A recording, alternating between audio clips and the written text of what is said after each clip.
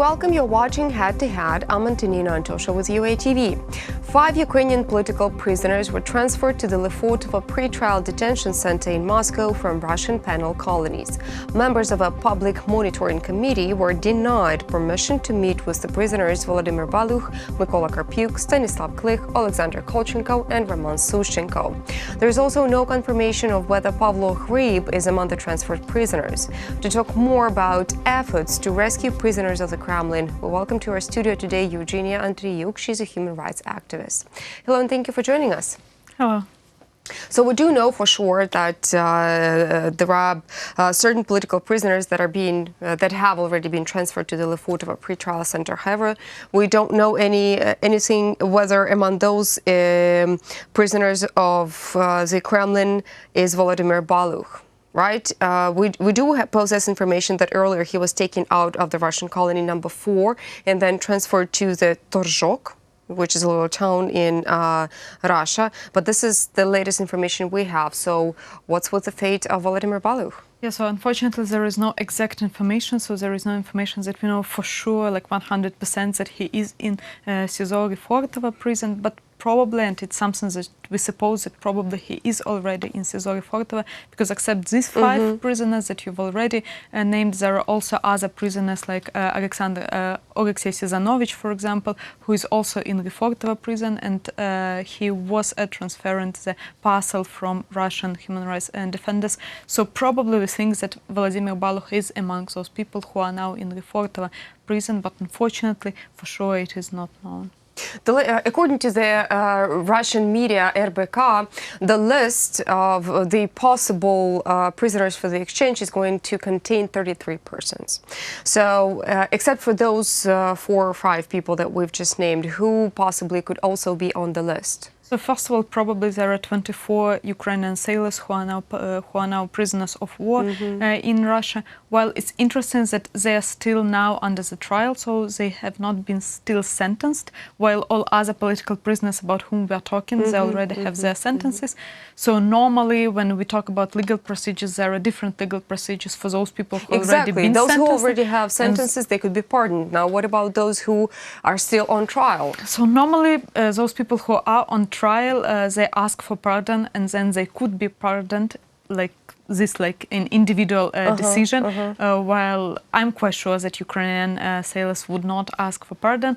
But when we talk about state-to-state procedures, I mean, anything could happen. So there could be individual decision from the head of the state. And we know that, like, in Russia now, all legal procedures work as they should work. So that's why everything possible. So probably within this number, 33, 24 are for the sailors. And then all the rest of those people probably whom we named, including Oleksandr Kolchenko, including Volodymyr Balukh, probably Pavlo Hryb, Oleksandr Sizanovich, maybe Evgeny Panov. While which I am upset with is that I still don't see any Crimean Tatar name within this list of people, and this is for myself is very alarming tendency, because if Russia does not want to transfer any Crimean Tatar prisoners, then it's quite alarming, because then while Russia controls Crimea, any day Russia could detain any other Crimean Tatars, and the majority of Crimean Tatars are sentenced for terrorism. So this could be also the reason. And nowadays we have around 100 political prisoners, while Crimean Tatars are the majority of this list. And Oleksandr, as far as we know, he's still in his colony in Lefortovo, and probably if the exchange will happen, Oleksandr will not be among those people who are on this list. But once again, there is nothing. That's pretty unfortunate, but let's hope for the best. Yeah. Speaking of Crimean Tatars, yes, we do know that Russia tends to differentiate between the Ukrainian population and the population of the annexed Crimea. And when we talk about the indigenous population, that is Crimean Tatars. One of the most controversial cases is Edem Bakirov, and we also know him as a political prisoner of the Kremlin, and he has severe health issues. Do we possess any information about the state of health of Edem Bakirov right now?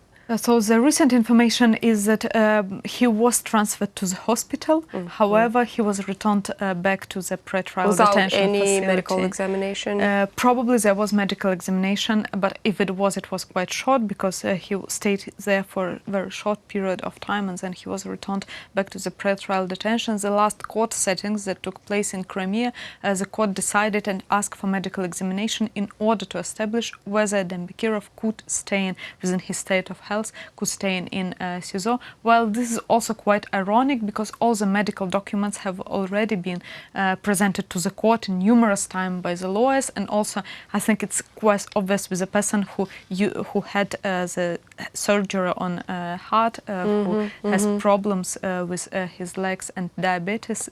It's quite obvious that he could not stay in trial detention center, and he easily could go under home arrest. And for myself, it's still, I don't have any explanations why Russia does that and why they behave like this with Dembekirov. But also there is a question for the exchange list. If we can exchange Ukrainian prisoners of war who are still under trial, why we could not exchange Dembekirov, who is in the same way under the trial, because the normal formal explanation that he still is not sentenced, that's why we could not exchange him.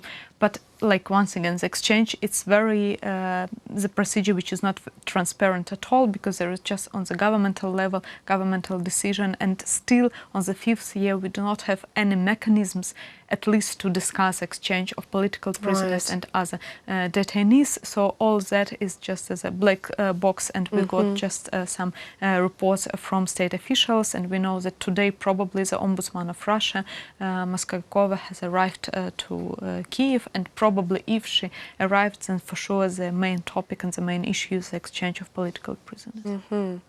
Well, still, one of the most painful issues is the persecution and the human rights violations on the Crimean Peninsula against the Crimean Tatars. And last week, Karen Pierce, who is the UK permanent representative to the UN, has said at the Security Council briefing that rights of Ukrainian nationals are being violated in the Russian-occupied Crimea. She stressed, and I quote here, "Citizens in Crimea have been denied access to basic services because they would not change their citizenship, which is contrary to international humanitarian law." So, territorially and geographically, Crimea is still part of Ukraine, but people who live there are being persecuted for not having a desire to change their citizenship. It is against the international law, yet there is no reaction from the international community. How should Ukrainian government behave in this situation?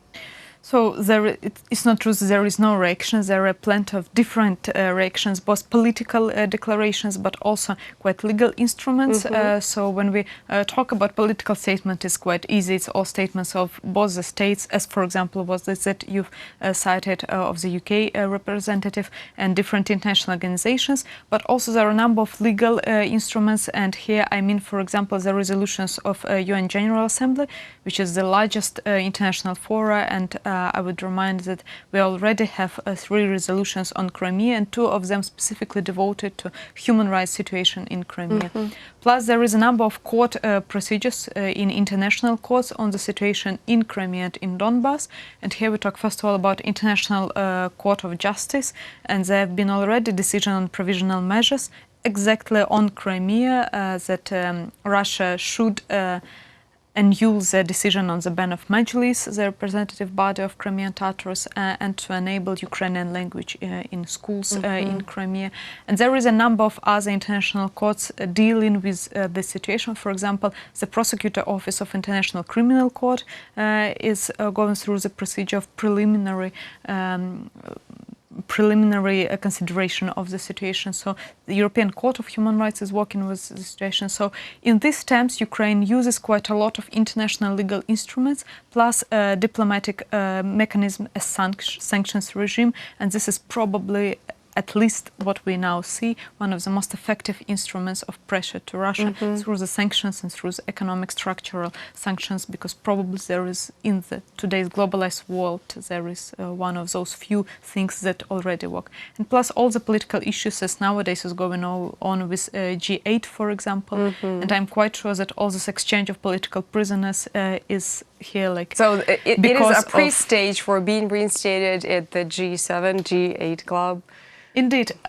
For myself, like it's quite also like upset because we have around 100 political prisoners, and even if so, it's 100 political prisoners without prisoners of war. If we take with 24 sailors, then it means 130 around.